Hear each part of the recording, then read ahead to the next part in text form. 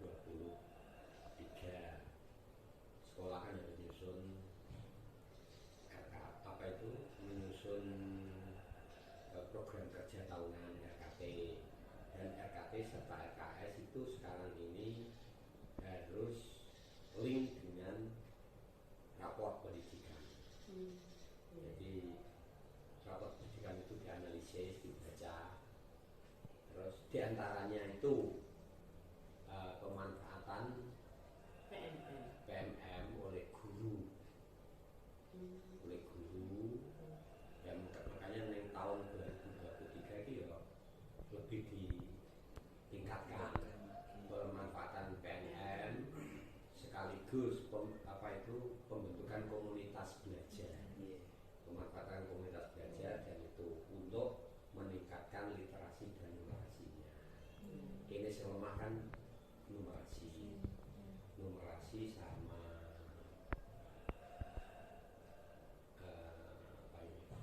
penanganan khusus terhadap siswa yang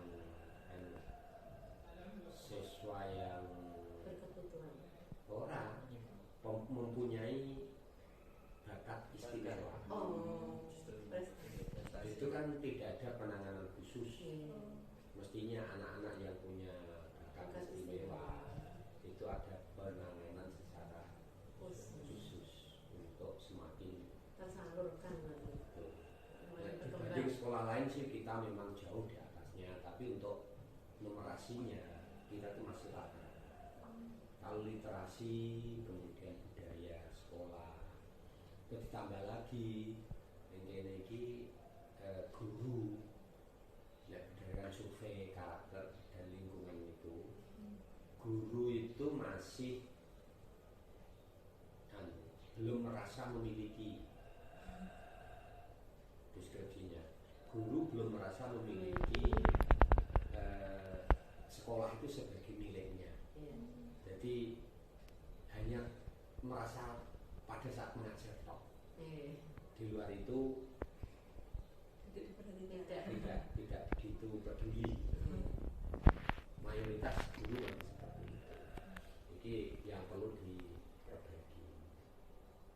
Ya ada beberapa sih. Jadi rapor pendidikan itu kan walaupun kita itu sudah baik misalnya, tapi kan masih ada beberapa kegiatan di sekolah yang perlu kembali ditingkatkan, terutama untuk numerasi. Jadi memang itu sangat diperlukan. Ya ini monggo kok dengan mengadakan diseminasi, pengimbasan, ya dicari hari-hari kira-kira di nopo ini Pak, jadi rencana kami, promosi kami itu kita mencakup seluruh guru, karena kami berempat dengan materi yang sama. Kalau hanya sistem seperti kemarin angkatan Ibu Nena kan mesti nanti akan bosan. Cuma ngambil 10 orang, kita kasih berempat materi sama. Akhirnya kami kemarin rapat, ya itu sudah kami bagi jadwalnya. Kalau memang nanti disetujui, itu tiap kelas, jadi tiap kami, setiap calon guru penggerak itu membawai 11 nanti. 11 guru sudah, gitu. Itu sudah pas, bagus. Ya minus kados Bu. Nah, rencana kami memang minggu depan itu hari Selasa dan Rabu. Jadi kami cuma minta waktu 1 jam. 1 jam untuk 1 jam itu misalnya digawe dino apa ya? Nek dino Senin kan cuti bersama. Waktunya kudu cepet ya. Dalam minggu depan. Soalnya mau ditumpuk. Ya ini ngature supaya orang ganggu Pelajaran. Jamnya dikurangi. Tapi nanti kita tidak bersama-sama kok Pak. Jadi Apa gitu ya? Saya ruang-ruangan gitu. Satu hari itu kita dua sesi. Sesi pertama itu jam 8 sampai jam 9. sesi kedua itu setengah 10 sampai setengah 11. Gurune sebagian lho. Ya dereng Pak, makanya kita minta izin Iya. dulu. Kan berarti kok ana kosong jam Nah, bener. ini Iya, makanya nah, itu kita loh, Pak. Misalnya dikurangi jam itu. Kan waktunya jangan diberi sampai hari apa? Oh, duduknya kalau Mbak duduknya kapan? ya intinya kita Februari itu sudah 8 Februari itu Sudah mengumpulkan ya? sudah mulai. Sudah mulai Satu nomor 2. PI 1 awal Februari tanggal 1. Lah misale itu kan gini. Ini secepatnya gitu. Minggu depan iki. Oke. Nanti mulai Selasa jamnya dikurangi. Dikurangi katakanlah pirang jam. 30, 40, 40 dikurangi 5 menit. Terus setelah itu digunakan nek sing ora melu kegiatan ya tidak masalah. Wis sekolah daerah administrasi apa-apa. Yang ikut kegiatan. Jadi ini berempat kan mulai Selasa, Bu. satu Kemis. hari 2 orang Pak. Jadi. Ya ini kalau yang berapa ya sehari satu. Kan Oh gitu. misalnya anak itu kalau dikurangi 5 menit jane iku baline 5 kali 8 40 menit. 40 jam 1 kurang 20. ya jam 1 kurang 20. Terus jenengan gunakan 1 jam. Kan berarti jam 2 kurang 20 rampung. Harus. Itu selama 4 hari. Berarti nek sing ora kan berarti Selasa, Rabu, Kamis, Jumat ya iso. Sabtu. Sabtu nanti dapat. Sabtu time mulai rada telat. Nah, bisa Sabtu kan setengah 1. kalau bisa Ya nek anu ya nang Selasa, Rabu, Kamis, Senin. kalau bisa jam 12 ya. Apa ya? Mulainya. 12 12 anak ulang. Iya. bisa 2 kita. Ya tak iso kanca-kanca. Sampai siang. Nanti lebih dari jam. Nanti sampai jam 2 kan? 30 menit 30 menit. 30 menit saja. Pak itu dianunya 1 sampai 2 jam loh malah ini Pak. Waktunya. Iya, Mas. 1 sampai 2 jam. Iya, minimal 1 sampai 2 jam. Tapi kan kita tambah dokumen-dokumen yang seperti ini. Dokumennya itu langsung tes itu loh. Sosialisasi. Iya, contohnya banyak. Berarti diseminasi sosial itu 1 sampai 2 jam. Iya. Minimal 1 jam. Iya. Oh, minimal. Gitu, Pak. Ngomongnya Pak itu minimal 1 jam. Waktune jenengan ini kan sudah masih 2 minggu.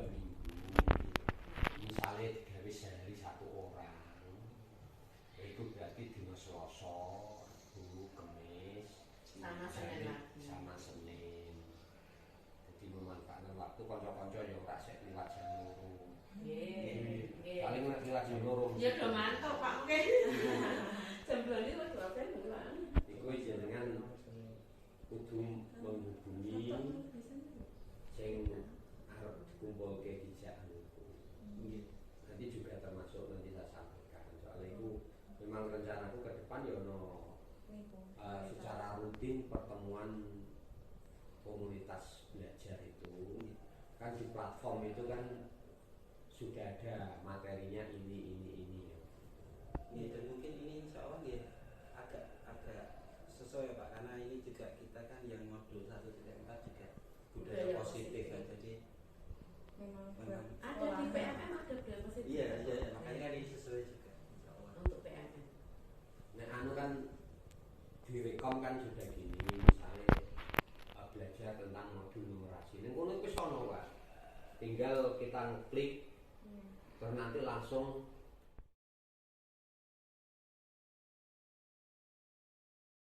Bismillahirrahmanirrahim. Assalamualaikum warahmatullahi wabarakatuh. Alhamdulillahirabbil alamin wa bihi nasta'in ala umuri dunya waddin.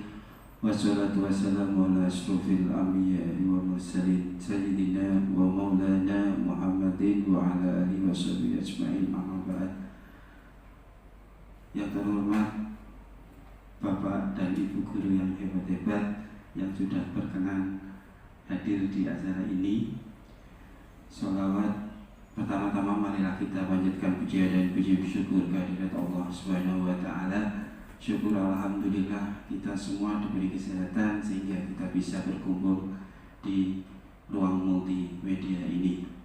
Shalawat ma'asyalam kita haturkan kepada junjungan Nabiullah Nabi besar Muhammad Sallallahu Alaihi Wasallam yang kelak nanti kita tunggu syafaatnya di yaumil kiamah. Amin Allahumma amin. Di sini saya mengucapkan permohonan maaf yang sebesar-besarnya sudah mengganggu waktu Bapak dan Ibu guru semuanya yang sudah sudi kesini untuk acara diseminasi tentang aksi nyata modul 1.4 tentang budaya positif. Sebelumnya mungkin biar agak membeda, kita mungkin bisa nyanyi dulu ya,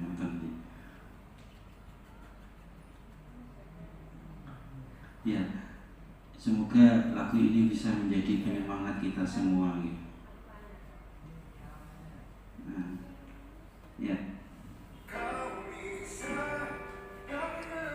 sambil kita memahami setiap liriknya.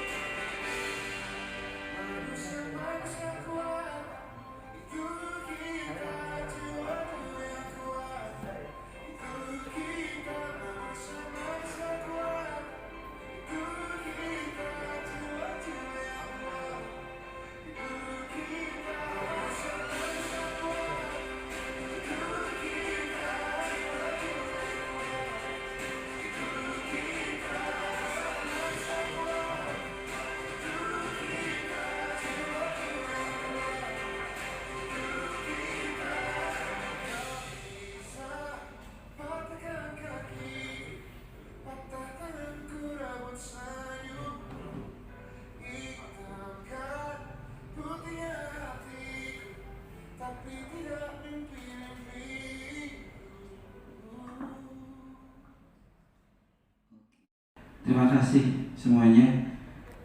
Dari lagu tadi, kenapa saya putarkan terhadap jenengan-jenengan semuanya?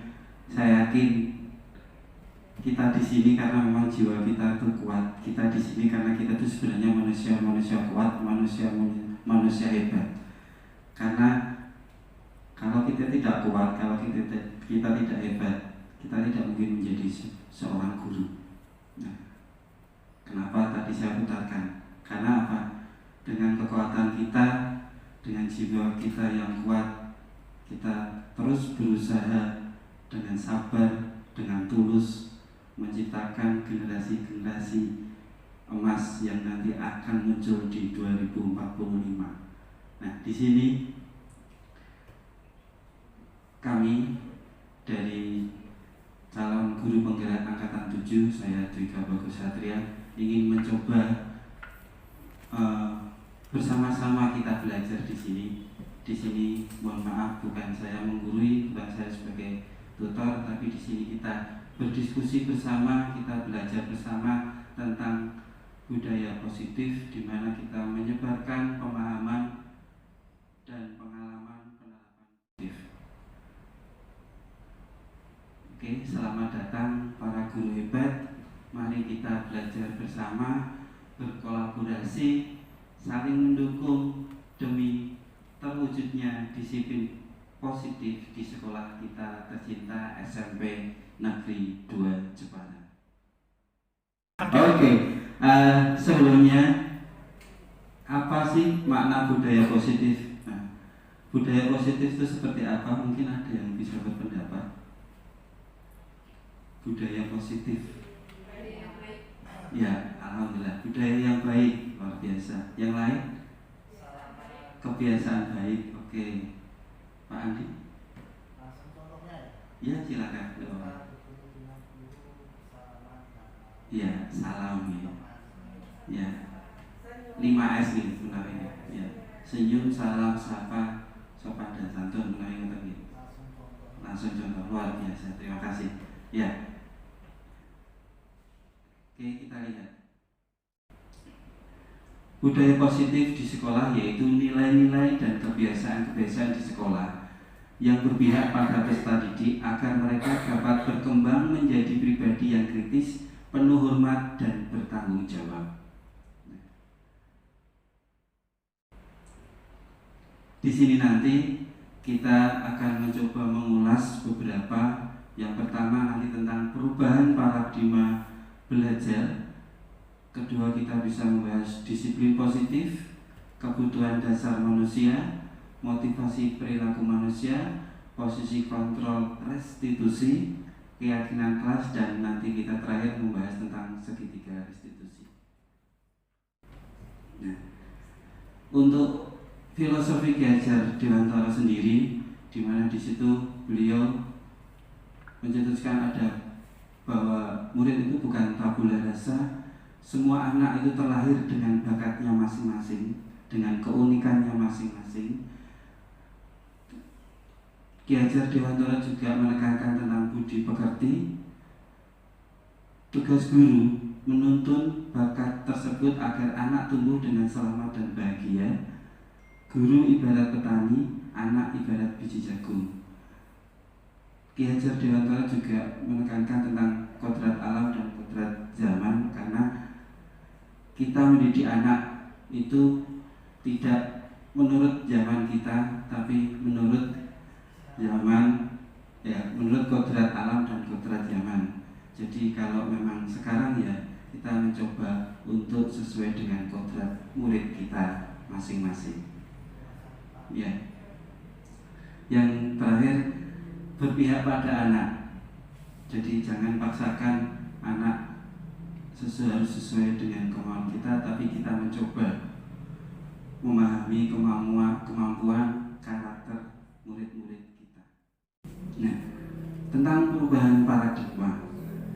Untuk membangun budaya yang positif, sekolah itu perlu menyediakan lingkungan yang positif, aman, dan nyaman agar murid-murid mampu berpikir, bertindak, dan mencipta dengan merdeka, mandiri, dan bertanggung jawab. Lazimnya, disiplin dikaitkan dengan kontrol. Dalam hal ini, kontrol guru dalam menghadapi murid-murid kita. Jadi, kita di sini tuh sebagai fasilitator dan sebagai kontrol. Ya, jangan sesekali kita memaksakan kehendak kita, kemauan kita, karena itu tadi kembali ke awal. Kodrat dan zaman anak sekarang berbeda dengan zaman kita dulu. Nah, dari kontrol tersebut, menurut William Glasser, ilusi guru mengontrol murid. Di situ dia menekankan bahwa ilusi bahwa kritik membuat orang merasa bersalah dan menguatkan karakter, ilusi bahwa semua penguatan positif, efektif, dan bermanfaat, ilusi bahwa orang dewasa memiliki hak untuk memaksa. Nah, ini yang kita dahulu mungkin tekankan, tapi mungkin ini sekarang ini sudah dikatakan miskonsepsi. Karena apa? Ya, kalau kita ini contohnya orang dewasa memiliki hak untuk memaksa, terkadang kan memang seperti itu. Ya kudune ini. Nah, itu yang kadang kita mungkin mulai perlu pertimbangkan kembali. Nah, bisakah kita mengontrol seseorang? Kalau menurut stimulus respon, ya, kita mencoba mengubah orang agar berpandangan sama dengan kita. Tapi kalau menurut teori kontrol, kita berusaha memahami pandangan orang lain tentang dunia. Nah, ini yang perlu kita pahami. Kalau menurut stimulus respon, perilaku buruk dilihat sebagai suatu kesalahan. Tapi menurut teori kontrol, semua perilaku mesti memiliki tujuan. Anak melakukan kesalahan, sebenarnya ada tujuannya. Itu yang harus kita gali dan kita pahami. Nah, dari tujuan itu kita bisa mengambil kesimpulan untuk menindaklanjuti kesalahan anak-anak tersebut. Orang lain bisa mengontrol saya, itu juga jangan. Hanya Anda yang bisa mengontrol diri Anda. Iya. Kita yang harus bisa, terutama ini murid, yang harus bisa mengontrol dirinya sendiri.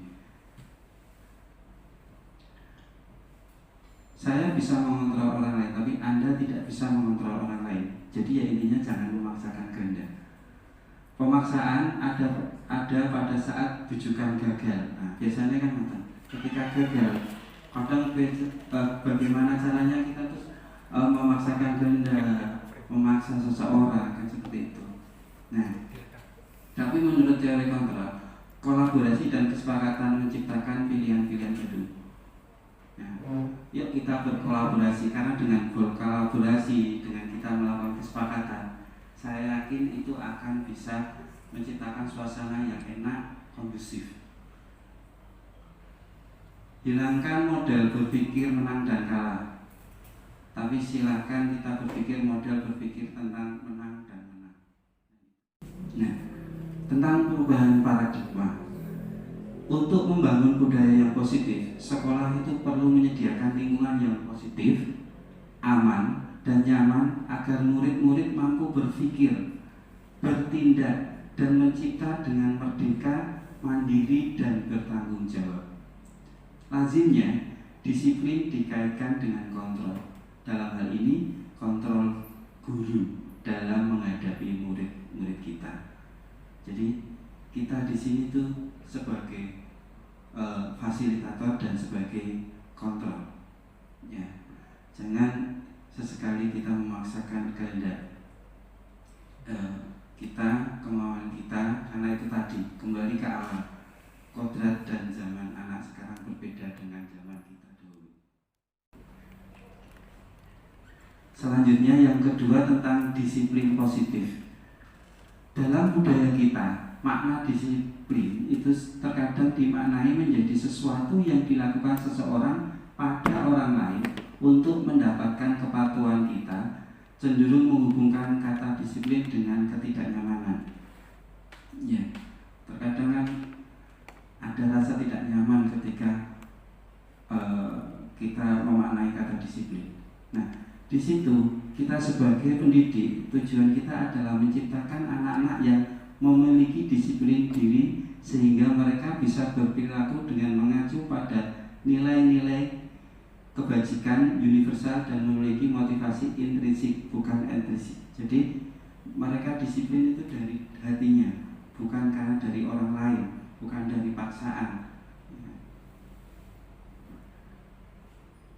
Nah, di situ disiplin positif merupakan salah satu cara penerapan disiplin yang bertujuan untuk menumbuhkan kesadaran serta memberdayakan anak untuk melakukan sesuatu tanpa sokokan, ancaman maupun hukuman.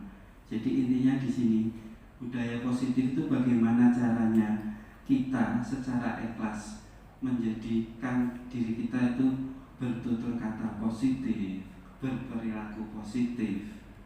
Sebagai contohnya semisal anak memang melakukan kesalahan, tapi paling tidak ucapan-ucapan kita dalam kita memberitahu anak tentang kesalahan mereka, ya tutur kata kita juga yang positif, ya kan? Ketika anak nilainya jelek, itu kita juga harus bertutur kata positif. Kenapa nilai kamu jelek? Ya mungkin besok dengan usaha yang lebih giat. Nah itu kan kata-kata positif yang memang kita harus, yang mungkin mulai dari sekarang kita coba untuk tanamkan. Ketika anak bajunya mungkin dikeluarkan, nah itu kan jangan langsung kita tegur, bocah kok ngono ora duwe aturan. Nah itu kan sebenarnya kata-kata negatif. Nah itu yang mulai dari sekarang yuk kita rubah, mulai dari tutur kata kita dalam mengingatkan anak, ya kan? Tingkah laku kita sebagai contoh yang baik buat anak. Jadi seperti itu. Selanjutnya, nah kebutuhan dasar manusia itu apa sih? Beberapa di antaranya yaitu tentang bertahan hidup, kasih sayang dan rasa diterima, penguasaan, kebebasan dan kesenangan. Bahwa contoh misalnya, ini ada satu contoh. Ibu Ani, guru kelas 5 SD, Pelita Hati, sedang bingung menghadapi ulas salah satu muridnya yang namanya Agus. Nah ini contoh ya, mohon maaf. Beberapa anak telah datang dan mengeluhkan Agus yang seringkali meminta bekal makan siang mereka dengan paksa. Nah, sekarang jika Anda menghadapi situasi seperti Ibu Ani, apa yang Anda lakukan? Menurut Anda kira-kira apa alasan Agus melakukan hal itu? Mungkin ada yang bisa memberikan tanggapan tentang masalah Ibu Ani di kelasnya kalau menghadapi murid seperti ini, ya.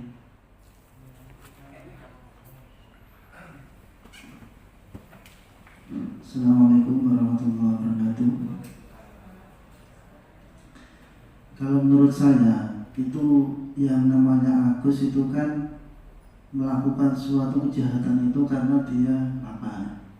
Ya, jadi pertama kita kasih makan dulu. Setelah kita kasih makan baru kita nasihati. Kalau perbuatan itu tidak baik, nah dia bisa bisa ngomong sama guru, Bu saya belum sarapan, tidak punya uang, bisa minta solusi pada guru, gitu.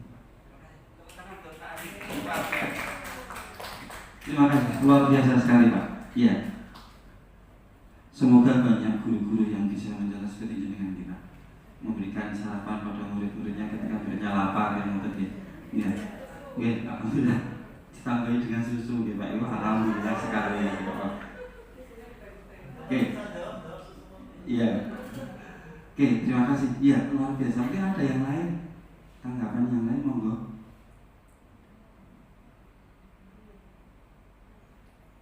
Ya, jadi ya alhamdulillah di sini.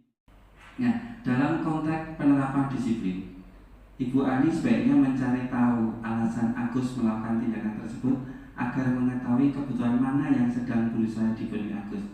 Tepat apa yang dikatakan Pak Andi. Ya, mungkin apabila jawaban Agus karena ia lapar dan orang tuanya tidak membawakan bekal makanan siang, ya berarti kan tadi kebutuhannya tentang bertahan hidup.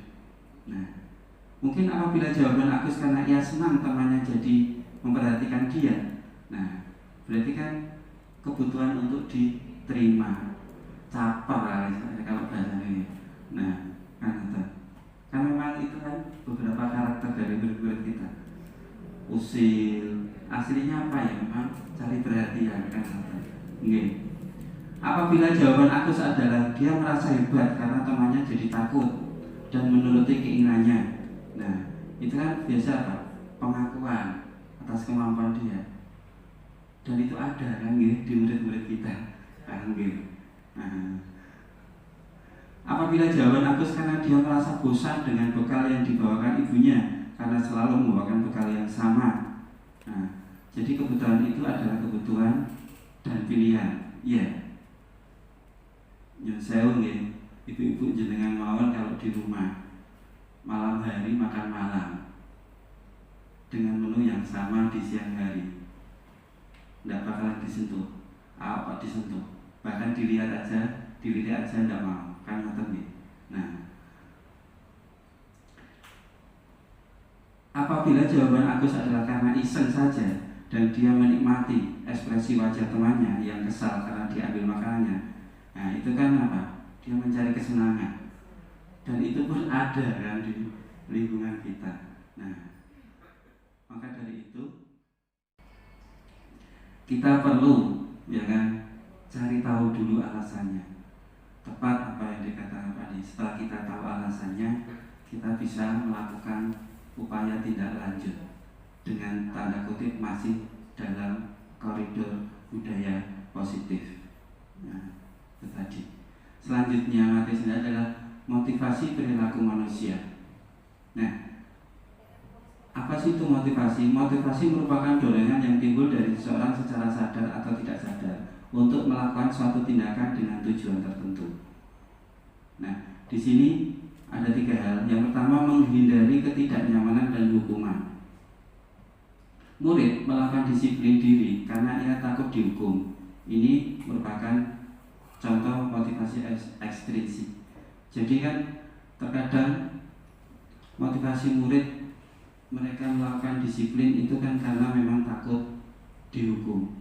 Nah, kalau diusahakan ya hal seperti ini tidak muncul lagi. Karena apa? Motivasinya sudah beda.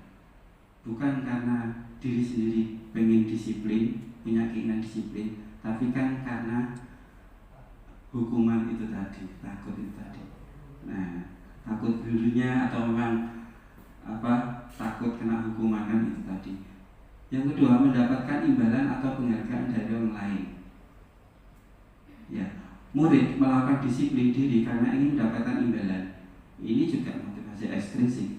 Ya, contoh semisal ya, yang mendapatkan nilai 100, nah, saya kasih uang, saya kasih hadiah. Oke, itu bagus untuk memotivasi anak. Tapi apakah selama ini saya kembalikan jenengan memikirkan anak-anak yang lain, mengetahui pemikiran anak-anak yang lain di hati mereka sebenarnya seperti apa? Mungkin ada yang enak ya, gitu ya. Akhirnya apa? Timbul rasa iri terkadang, ya kan? Nah, ya. Nanti guru. Nah, ya. Ya. Nah, makanya dari itu kita coba gali terus. Ya. Yang ketiga, menghargai nilai-nilai kebajikan diri sendiri. Nah, ini loh, murid melakukan disiplin diri karena sadar akan nilai kebajikan pada dirinya. Ini loh yang coba kita nanti itu terapkan. Kalau bisa anak disiplin memang dari dirinya sendiri, dari kesadaran dirinya sendiri. Dan itu kita awali memang dengan budaya positif yang kita terapkan. Itu. Ini contoh konsep disiplin dengan identitas yang gagal. Nah, hukuman itu terkadang menyakitkan, ya kan? Niat kita memang tulus, ingin mendisiplinkan anak, ingin meluruskan anak untuk menjadi lebih baik. Tapi apakah kita tahu di hati anak tersebut kadang merasa menyakitkan karena dia merasa malu? Kan terkadang seperti itu, ya kan? Yang kedua, tidak nyaman. Iya, anak mesti merasa tidak nyaman ketika dia mendapatkan hukuman.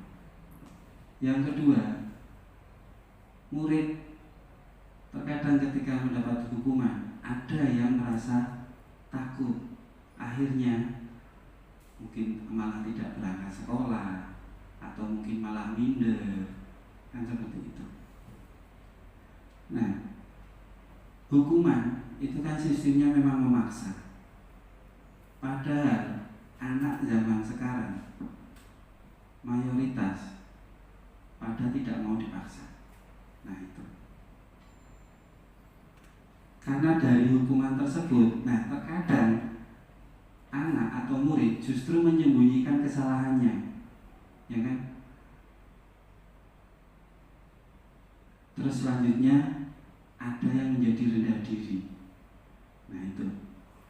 Terus ketika penghargaan, kita memberi reward terhadap anak, terkadang justru malah kurang efektif atau tidak efektif, merusak hubungan karena merasa alah kamu yang kasihi sama gurumu, saya tidak. Akhirnya malah timbul gap, ya kan? Pilih kasih, ya benar apa yang dikatakan Mbak Tika. Pilih kasih, makanya bencimu api. Nah, terkadang akhirnya kan malah muncul budaya negatif, malah bukan budaya positif. Nah, mematikan kreativitas. Iya, lemahnya kreativitas anak. Mungkin salah satunya juga faktor itu tadi, reward. Ya kan? Akhirnya malah yang penting mengumpulkan, yang penting menggambar, gitu ya. Selesai. Paling nanti yang itu aja. Anak akhirnya ya walaupun mohon maaf ya, secara kualitas mungkin beda dengan yang memang lukisannya atau kreativitasnya bagus. Tapi akhirnya untuk kita mencoba anak yang kurang dalam kreativitas ini untuk menjadi kreatif, itu kan akhirnya kita lebih berusaha anak tersebut kan akan berusaha untuk malas-malesan karena ya itu tadi tidak ada penghargaan, tidak ada karena adanya penghargaan akhirnya mereka merasa itu tadi. Selanjutnya menghukum dengan sistem ranking, yaitu tadi yang pintar kayak dia, sementara ya dia kan merasa akhirnya loh berarti hanya aku kurang pintar. Kalau anak itu sadar dia ingin berusaha pintar, tapi terkadang kan kita juga perlu memikirkan anak-anak yang kadang rendah diri terus, berarti aku raiso ya. Itu yang perlu kita hindari. Nah, merampas hak menghargai dirinya, ya akhirnya kan terus mereka, padahal kita mencoba satu persatu kita didik, kita hargai, tapi akhirnya mereka sendiri yang merendahkan dirinya sendiri. Yang lain konsep disiplin dengan identitas yang sukses. Contoh ketika kita mencoba tentang konsekuensi. Ya, konsekuensi itu bisa menjadi penguatan walaupun dalam jangka pendek. Dengan konsekuensi perlu monitoring berkelanjutan. Dengan konsekuensi nanti mesti ada stimulus dan respon. Dengan konsekuensi murid bisa menghormati peraturan. Dengan konsekuensi terkadang memang masih ada kehilangan waktu untuk merenungi kesalahan. Nah, selanjutnya ini yang paling kita nanti tekankan, restitusi. Apa sih itu? Nanti akan ada penjelasan. Karena dari konsep disiplin dengan restitusi, murid itu nanti bisa bertanggung jawab untuk perilakunya. Fokus pada pemecahan masalah, murid menghormati dirinya dan orang lain. Teori kontrol atau dirinya bisa memegang kontrol untuk dirinya sendiri, dan murid bersemangat memperbaiki kesalahannya. Nah, sekarang dari tadi ulasan tadi kita lihat apakah itu termasuk hukuman atau konsekuensi. Contoh, mencatat 1000 kali dalam buku kalimat saya tidak akan terlambat lagi karena terlambat sekolah. Itu termasuk hukuman atau konsekuensi? Hukuman. Oke. Lari mengelilingi lapangan basket 2 kali karena terlambat hadir di sekolah. Hukuman atau konsekuensi? Hukuman, ada yang konsekuensi. Oke, kita nanti lihat. Murid diminta untuk push up 15 kali karena tidak menggunakan masker ke sekolah. hukuman. Oke. Menggantikan kertas tugas teman yang telah dicoret-coret, konsekuensi. Membersihkan tumpahan air di meja tulis karena tersenggol pada saat belajar. Oke. Meminta murid tidak mengenakan sepatu seharian di sekolah karena tidak menggunakan sepatu hitam, hukuman. Lari mengelilingi lapangan basket 2 kali karena terlambat 10 menit untuk pelajaran PJOK, Hukumannya di Asan. ya olahraga, itu olahraga. Oke. Ya. Oke, kita lihat. Nah, ya. Mencatat 100 kali. Kadang ada, saya tidak akan terlambat lagi. Ya. Tolong tulis istighfar. Astagfirullahaladzim. Nah, kadang masih ada seperti itu kan ya. Nah, terutama di SD terkadang. Nah. Lari mengelilingi lapangan basket 2 kali, ya hukuman. Kan? Push up juga hukuman. Nah, ini tadi konsekuensi benar, menggantikan kertas. Nah, berarti kan kita sudah bisa membedakan antara hukuman dan konsekuensi. Nah, sekarang kita lihat perbedaan contoh kasus siswa yang sering tidak mengerjakan PR. Kalau hukuman, guru menghukum siswa tersebut hormat bendera selama 10 menit. Nah, itu kan hukumannya. Guru marah dan murid menjadi takut. Nah, guru marah kan sebenarnya kan hukuman. Nah, konsekuensi, guru memberikan konsekuensi untuk mengerjakan PR-nya saat istirahat atau dikerjakan sebanyak 3 kali lipat. Guru tegas dan siswa menghormati peraturan. Aturannya mengumpulkan tepat waktu. Nah, tapi cobalah kita dengan restitusi. Guru menanyakan keyakinan kelas. Nanti juga akan saya berikan tentang keyakinan kelas. Karena sekilas saja nih, kalau bisa kita tuh membuat keyakinan kelas. Karena apa? Kalau dengan peraturan kelihatannya terlalu mengekang, kelihatannya seperti momok buat anak-anak. Tapi kalau kita membuat keyakinan kelas yang disepakati oleh semuanya, saya yakin nanti anak akan teringat terus. Salah satu contoh semisal ini, kalau penerapan saya dalam mata pelajaran bahasa Inggris tidak boleh masuk terlambat. Nah, ketika terlambat dengan alasan yang jelas dan memang ada keperluan yang lain, itu sudah. Itu gimana anak-anak sepakat? Sepakat. Terus anak-anak juga saya berikan kesempatan, silakan usul. Ada yang tidak boleh makan di dalam kelas, Pak. Oke, gimana semuanya sepakat? Sepakat. Kita tulis itu. Nah, makanya mungkin jenengan kalau masuk ke kelas 7A sampai 7D, 9F sampai 9H itu kan depan sudah ada keyakinan kelas. Nah, itu memang saya suruh berdiskusi, berkolaborasi, dan hasilnya saya suruh tempel di depan. Dan ketika ada beberapa anak, justru alhamdulillah bukan dari saya yang mengingatkan, tapi dari anak-anak itu sendiri. Ayo, keyakinan kelas kita itu apa? Ya, akhirnya pada saling mengingatkan. Nah, sebelumnya kita lihat 5 posisi kontrol kita. Sebenarnya kita itu sebagai apa sih? Sebagai penghukum, atau sebagai pembuat merasa bersalah, atau sebagai teman, atau sebagai pemantau, atau manajer. Sambil melihat kurang gitu. Tapi menurut jenengan sebagai seorang pendidik, apakah dalam menghadapi murid yang mungkin dalam tanda kutip bermasalah, apakah posisinya sebagai penghukum, pembuat merasa bersalah, sebagai teman, sebagai pemantau, atau sebagai manajer? Sebagai apa coba? Manajer. Ya, alhamdulillah. Yang lain mungkin melihat posisi dirinya sendiri.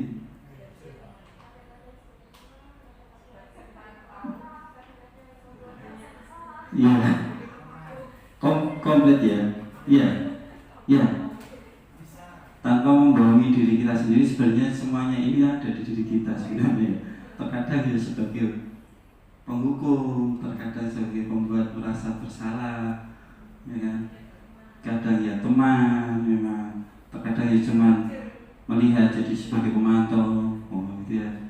Terkadang ya sebagai manajer, gitu. Ya, benar itu semuanya. Nah, sebelumnya kita lihat 5 posisi kontrol kita. Sebenarnya kita itu sebagai apa sih? Sebagai penghukum, atau sebagai pembuat merasa bersalah, atau sebagai teman, atau sebagai pemantau, atau manajer. Sambil melihat kurang gitu. Tapi menurut jenengan sebagai seorang pendidik, apakah dalam menghadapi murid yang mungkin dalam tanda kutip bermasalah, apakah posisinya sebagai penghukum, pembuat merasa bersalah, sebagai teman, sebagai pemantau, atau sebagai manajer? Sebagai apa coba? Manajer. Ya, alhamdulillah. Yang lain mungkin melihat posisi dirinya sendiri.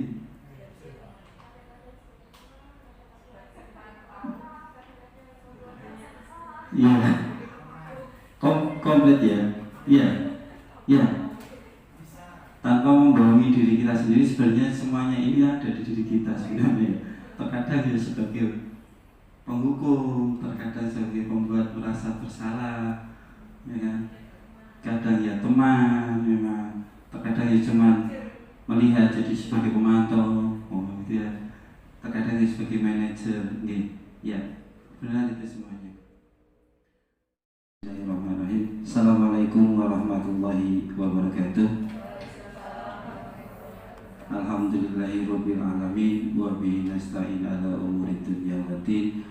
Wassalatu wassalamu ala asyrofil anbiya'i wa mursalin sayyidina wa maulana Muhammadin wa ala alihi wa sahbihi ajma'in, amma ba'd. Yang terhormat Bapak dan Ibu guru yang hebat-hebat yang sudah berkenan hadir di acara ini. Sholawat pertama-tama marilah kita panjatkan pujian dan puji syukur kehadirat Allah Subhanahu wa taala. Syukur alhamdulillah kita semua diberi kesehatan sehingga kita bisa berkumpul di ruang multimedia ini. Sholawat ma'asyalam kita haturkan kepada junjungan Nabiullah Nabi besar Muhammad SAW yang kelak nanti kita tunggu syafaatnya di yaumil kiamah. Amin Allahumma amin. Di sini saya mengucapkan permohonan maaf yang sebesar-besarnya sudah mengganggu waktu Bapak dan Ibu guru semuanya yang sudah sudi kesini untuk acara diseminasi tentang aksi nyata modul 1.4 tentang budaya positif. Sebelumnya mungkin biar agak membeda, kita mungkin bisa nyanyi dulu ya,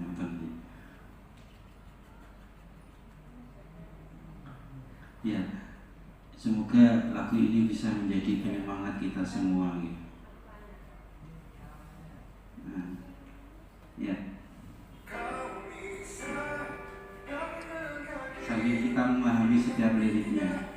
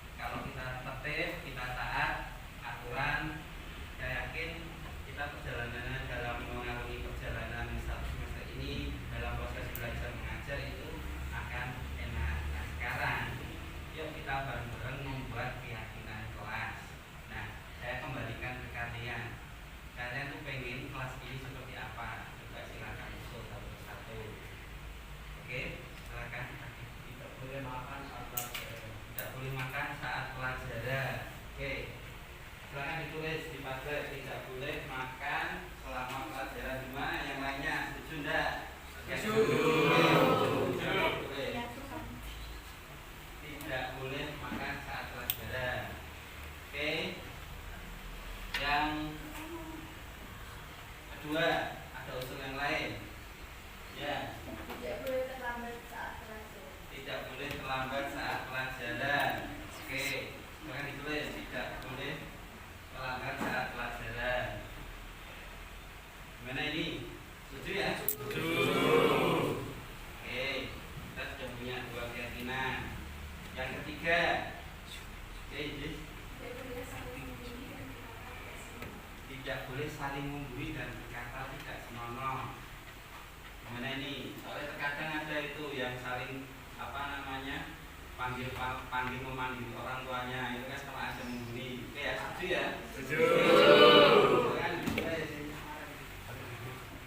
sudah punya tiga kita. Yang keempat, ya, selalu menjaga kebersihan kelas. Selalu menjaga kebersihan kelas. Nah, ini perlu. Kalau kelas kotor kan gak nyaman ya. Jadi harus kita menjaga lingkungan kelas kita itu selalu bersih. Oke ya, setuju ya? Setuju. Warahmatullahi wabarakatuh. Mohon maaf kepada guru yang sedang mengajar di kelas. Panggilan untuk Dita Aruna Agasta kelas 8F untuk segera ke ruang TU. Sekali lagi, panggilan. Yang tadi semua ya, selalu menjaga kelas. Oke, yang kelima. Dilarang bermain handphone tanpa seizin guru. Ya, walaupun kita boleh dengan menggunakan fasilitas handphone, tapi kan dalam proses belajar mengajar itu kan perlu tertib. Tidak terus handphone itu dipegang terus. Bagus ini tadi. Setuju enggak? Setuju. Oke, dilarang bermain handphone tanpa seizin guru. Oke, ini semuanya. Oke, yang keenam. Ya, dilarang tidur di dalam kelas. Dilarang tidur di dalam kelas. Oke. Nah, yang biasanya begadang karena main apa itu? Game Mobile Legends FF dari teman-temannya. Nah, itu dampaknya ya gitu. Nanti ngantuk nih kelas guru. Nah, itu kan juga nggak baik. Pelajaran nggak bisa diterima. Akhirnya nilai kurang. Saya itu kan kita sepakati jangan tidur di dalam kelas. Setuju semuanya ya? Setuju. Ketujuh. Ada yang lain? Oke, kata. Tiket harus 2 kali sebelum pelajaran dan sesudah pelajaran. Nah, oke, ini tiket itu memang kan harus dilakukan karena itu kewajibannya, karena sudah ada jadwalnya harus dilakukan. Biasanya oleh anak-anak yang nggak ada yang mengingatkan, setelah bel pulang langsung hilang. Nah, sepakati ya. Oke, sepakat. Di kamu jauh. Oke, itu. Apa? Tidak boleh terlambat mengumpulkan tugas. Tidak boleh terlambat mengumpulkan tugas. Semua mapel, ya. Karena apa? Terkadang nilai itu tidak hanya hasil dari karya mengerjakan, tapi hasil dari karya tertib itu juga terkadang ada nilainya. Sama-sama benar semua. Kalau itu tugas, terkadang satunya bisa saja nilai 9, satunya terkadang bisa nilai 8. Karena apa? Karena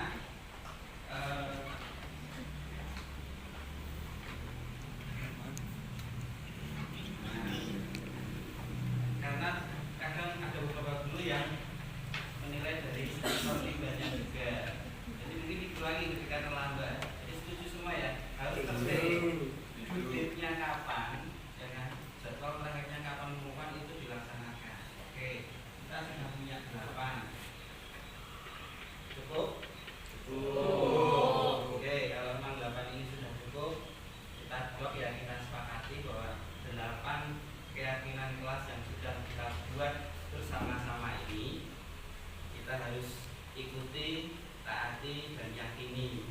Karena apa? Dari keyakinan kelas ini, walaupun kita sudah punya peraturan sekolah, tapi kalau kita ini sudah sepakat, berarti kan ini kesepakatan kalian, bukan karena paksaan dari saya ataupun paksaan dari sekolah.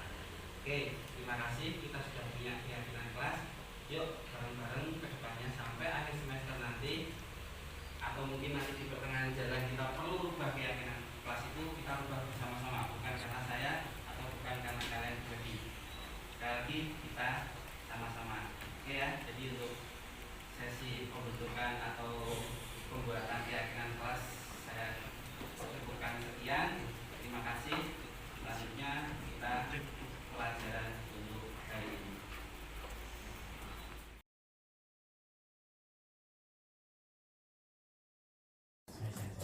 Terima kasih pada teman-teman guru CGP ini telah melakukan diseminasi, melakukan pengimbasan pada teman-teman terkait dengan budaya positif di sekolah. Saya sebagai pimpinan sangat mendukung dan mengapresiasi.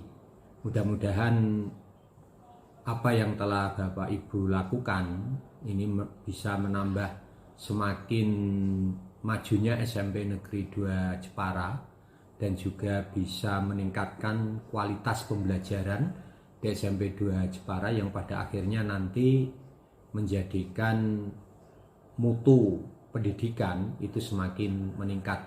Dan untuk kegiatan CGP ini memang kegiatan yang sangat positif dan harus mendapat dukungan penuh dari sekolah.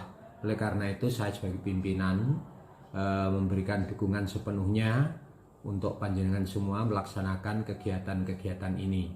Di antaranya jika nanti memerlukan bantuan dari teman-teman bisa disampaikan pada kami sehingga apa yang menjadi tujuan pemerintah diseminasi tidak hanya yang jenengan terima dari kegiatan-kegiatan CGP tidak hanya berguna bagi diri pribadi para CGP tetapi juga pada akhirnya bisa mengimbas pada teman-teman, bisa mengikuti semuanya dan peningkatan kompetensi teman-teman yang belum mengikuti CGP juga bisa lebih baik di dalam melaksanakan kegiatan pembelajaran terkait dengan apapun, misalnya terkait dengan kegiatan-kegiatan yang ada di sekolah, kemudian bagaimana menyampaikan atau pemberian budaya positif kepada anak-anak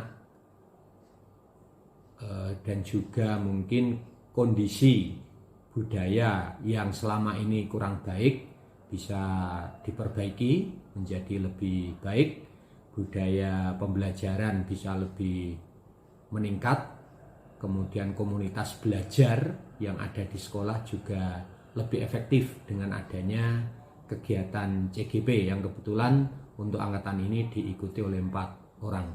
Demikian saya kira tanggapan saya sebagai pimpinan terkait dengan program CGP yang telah jenengan ikuti bersama dan mudah-mudahan sekali lagi kami selalu berharap jenengan mengikuti dengan sebaik-baiknya dan nanti juga teman-teman yang lain yang belum mengikuti bisa.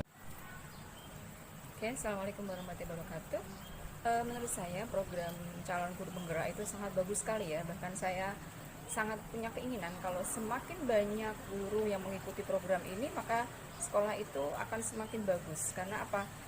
Calon guru penggerak itu ditempa dengan berbagai tugas, dengan berbagai materi yang saya yakin itu sangat luar biasa ya, membekali mereka untuk menjadi calon-calon guru yang memang profesional dan juga mengimbaskan kepada teman-teman mereka ya, sebagai contoh yaitu budaya positif dan kesepakatan kelas. Itu juga sangat bagus ya materinya, karena dimana anak-anak itu nanti diajak untuk membuat kesepakatan yang harus dilaksanakan bersama-sama tanpa adanya paksaan.